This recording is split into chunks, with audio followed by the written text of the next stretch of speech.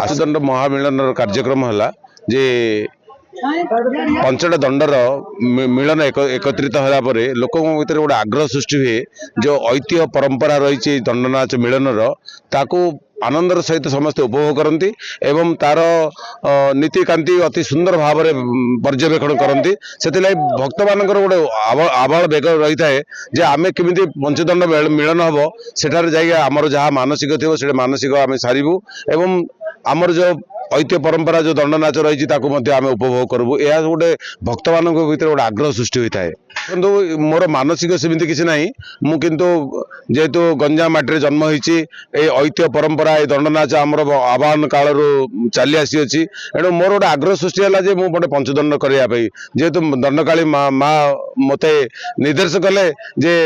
तो द्वारा ये कार्यक्रम हो पार एणु समस्त भक्त मान एकत्रित कर गोटे आध्यात्मिक स्रोत समस्त सामिल करने मु देखी से समय जो पंचदंड मिलन कार्यक्रम हुए एत से भीतर गोटे आग्रह सृष्टि होता है दंड में एत खरारे एत दंड भोगन कलापर भीतर गोटे उत्साह उद्दीपना सृष्टि हुए माँ गोटे शक्ति क्रिएट हो जाए से समय मुझे देखी अनुभव करते सुंदर भाव से नाचती और खेलती जहाँकि माँ उभा हो समस्त आशीर्वाद करती भक्त मानकर एणु दंडमान भितर जो दिन जो कष्ट भोगी था से मिलन समय सब पासुरी जाती से दंड समय ये मु अनुभव कर समस्त नियारा ये भावुची भारत वर्षर गोटे नियारा दंड नाच बोली जेते जेते नाच खेल अच्छी ये गोटे अलग नियारा मु देखिए अनुभव करुच्ची शक्ति उपासना मध्य वर्तमान जो माँ यात्रा चली गोटे महान परंपरा कहीं क्यों आवाहन काल ये जिन चली आसी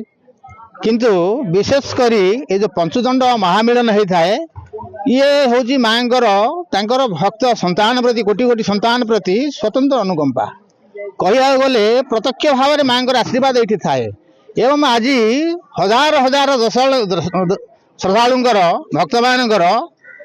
भिड़ होती एवं ए भिड़ मध्य नाई नथिबा खरा को से एड़े दे भगवान कृपा लाभ कर समस्ते व्यस्त समय अनुभूति अलग आज्ञा से समय अनुभूति भक्त मान मन में गोटे आवेग थाए एवं माँ मध्य प्रत्यक्ष तेरभुक्ता मान मध्यम माँ लीला प्रकट कर श्रद्धालु माने भक्त माने प्रत्यक्ष भाव अनुभव करती तेणुक से लीला जहाँकि वर्णनातीत केवल दूर दूरांत लोक धाई आसती यही पंच महामिलन देखापे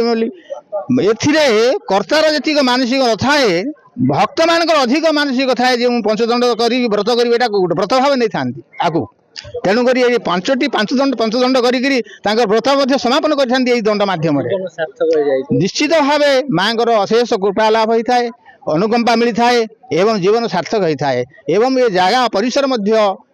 पवित्रीभूत हो जाता है।